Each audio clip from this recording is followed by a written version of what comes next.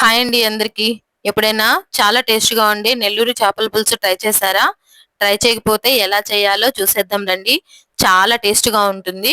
కొంచెం కూరతో అయినా చాలా అన్నం తినేయొచ్చండి. దీనికోసం ముందుగా నిమ్మకాయంత చింతపండు తీసుకొని, దాన్ని కొంచెం తొలకలు లేకుండా చేసుకొని, వాటర్ పోసుకొని ఒకసారి కడుక్కొని దాన్ని నానబెట్టుకోవాలి. ఇవి చాలా ఫ్రెష్ చేపలండి. లైవ్ ఫిష్ అంటారు కదా! బతికున్న చేపనే తీసుకొనొచ్చారు. ఈ చేప పేరు గండి. అక్కడే కోవించుకొని తీసుకొనొచ్చేసారు. ఈ చేప కూడా చాలా రుచిగా ఉంటుందండి. ముందుగా వీటిని మనం శుభ్రంగా కడుక్కోవాలి. కొంచెం ఉప్పేసుకొని రుద్దుకుంటూ కడిగితే అందులో ఉన్న పొలుసులన్నీ పోయి చేప నీసు వాసన లేకుండా బాగా ఉంటుందండి. 2, 3 సార్లు శుభ్రంగా వాటర్ పోసుకొని బాగా కడగాలి. చేపలు బాగా కడగకపోతే కూరకి నీసు వాసన వస్తుందండి. అందువలన అంత టేస్ట్‌గా అనిపించదు. చేపలు నీట్‌గా కడుక్కుంటే చేపలు ఉడికేటప్పుడే మంచి స్మెల్ వస్తుందండి. ఇక మన నెల్లూరు చేపల పులుసు తయారు చేసుకుందాం రండి. ఈ కర్రీ తయారు చేసుకోవడానికి ముందుగా మనకు కావాల్సిన ఐటమ్స్ అన్ని చూసేసుకుందాం రండి. 2 ఉల్లిపాయలు తీసుకొని పొడుగ్గా కట్ చేసి పెట్టుకోవాలి.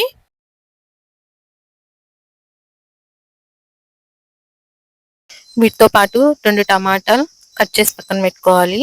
అలాగే 2 పచ్చిమిర్చి కూడా తీసుకొని వాటిని పొడవుగా చీలికల్లాగా కట్ చేసి పక్కన పెట్టుకోవాలి. కర్రీ చేయడానికి కావలసిన పదార్థాలు ఆనియన్స్, టమాటా, పచ్చిమిర్చి, కొత్తిమీర, అల్లం వెల్లుల్లి పేస్ట్. ముందుగా స్టవ్ వెలిగించుకొని కడాయి పెట్టుకొని అందులో కూరకు కావాల్సినంత ఆయిల్ వేసుకోవాలి. ఆయిల్ కొంచెం వేడెక్కాక కొంచెం మెంతులు వేసుకొని బాగా వేయించుకోవాలి. అందులో కొంచెం ఆవాలు కూడా వేసి చిటపటలాడేలాగా వేయించుకోవాలి. దాంతోపాటు కొంచెం కరివేపాకు, కొత్తిమీర, మనం ముందుగా తరిగి పెట్టుకున్న ఆనియన్స్ వేసుకోవాలి. వీటిని బాగా ఎర్రగా కలుపుతూ వేయించుకోవాలి. ఇందులో కొంచెం సాల్ట్ వేసుకుంటే వేగిపోతాయి. అలాగే కొన్ని పచ్చిమిర్చి ముక్కలు దాంట్లో వేసుకొని బాగా వేయించుకోవాలి. ఇవి కొంచెం వేగాక అల్లం వెల్లుల్లి పేస్ట్ వేసి అది పచ్చివాసన పోయేలాగా బాగా వేయించాలి. ఇప్పుడు ఇందులో మనం ముందుగా తరిగి పెట్టుకున్న టమాటా ముక్కలు వేసుకొని వేయించుకోవాలి. అంతేకాకుండా దాంతోపాటు ఇంకొక 2 టమాటాలు మిక్సీ జార్లో వేసుకొని అవి బాగా మిక్సీ పట్టుకోవాలి. ఈ గ్రేవీ వలన మనకి పులుసు బాగా చిక్కగా చాలా టేస్ట్‌గా వస్తుంది. గ్రేవీ మొత్తం తాలింపులో వేసుకొని బాగా వేయించుకోవాలి. ఇది కూడా పచ్చివాసన పోయిందాక వేయించుకొని ఇది బాగా వేగిన తర్వాత ఇందులో మనం ముందుగా నానబెట్టుకున్న చింతపండు గుజ్జుని బాగా పిసికి మెత్తగా గుజ్జుని వరకు వేరు చేసుకొని తీసి పెట్టుకోవాలి.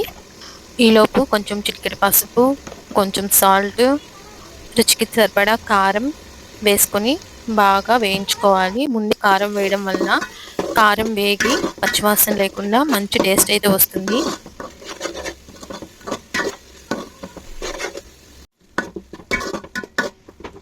ఇప్పుడు ఇందులో మనం ముందుగా పిసికి పెట్టుకున్న చింతపండు గుజ్జుని మొత్తం వేసుకొని బాగా మిక్స్ చేసుకోవాలి.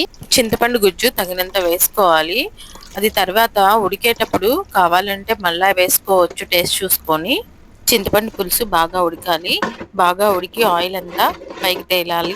ఇప్పుడు నేను చూపిస్తున్న విధంగా పులుసు తయారవ్వాలి. ఇలా తయారైన తర్వాత ఆల్రెడీ మనం ముందుగా కడిగి పెట్టుకున్న ముక్కల్ని ఒకదాని తర్వాత ఒకటి ఈ పులుసులో వేసుకోవాలి. ముక్కల్ని ఒకదానితో ఒకటి తగలకుండా దబర మొత్తం స్ప్రెడ్ చేసుకున్నట్టు వేసుకోవాలి. అందువలన ఏమవుతుందంటే ముక్కలు ఉడికిన తర్వాత విరగకుండా ఉంటాయి. ముక్కలన్నీ ఇలా స్ప్రెడ్ చేసుకొని బాగా ఒక తెరలినిచ్చి మూత పెట్టేసి కొంచెం సిమ్లో పెట్టేసి ఒక 15 నిమిషాల పాటు అలా తెరలనివ్వాలి. ఈ చేపల కూర ఉడికేటప్పుడే మనకి మంచి స్మెల్ అయితే వస్తుందండి. మనం ఇక్కడ వండుతుంటే వీధి వీధంతా గుమాయించి కొట్టేంత వాసన అయితే వస్తుంది. ఈ కూర ఉడికేలోపు ఒక ప్యాన్ పెట్టుకొని అందులో కొంచెం నువ్వులు, కొంచెం ఆవాలు వేసుకొని దోరగా వేయించుకుందాము. ఇవి ఎర్రగా వేగితే సరిపోతుందండి. వేగేటప్పుడు కూడా మంచి స్మెల్ వస్తుంది. దీన్ని ఒక చిన్న రోట్లో వేసుకొని బాగా దంచేసుకొని ఆ పొడిని తీసి పక్కన పెట్టుకోవాలి. ఈలోపు మన కూర కూడా ఉడికిపోతుందండి. చూడండి మూత తీస్తే ఎంత బాగా మంచి సువాసన అయితే వస్తుంది. చెప్పిన విధంగా చేపల కూర చేసుకుంటే మాత్రం ఎప్పుడు చేపల కూర తిన్నోళ్ళు కూడా చాలా ఇష్టంగా తింటారు. ఒకసారి ఉడికిందా లేదా చెక్ చేసుకొని మనం ముందుగా నూరి పెట్టుకుని ఉన్న మెంతులు, ఆవాల పిండిని ఇందులో వేసుకొని కలుపుకోవాలి. ఇది వేసి కలపడం వలన పులుసు చిక్కబడుతుంది. మంచి టేస్ట్ అయితే వస్తుందండి.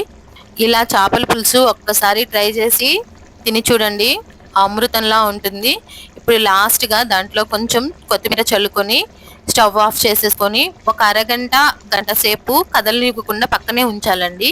ఎందుకంటే మనకి వేడి వేడిగా ఉన్నప్పుడు చేపల కూర తినడం కన్నా చల్లారాక తింటే ఆ టేస్ట్ వేరుగా ఉంటుంది.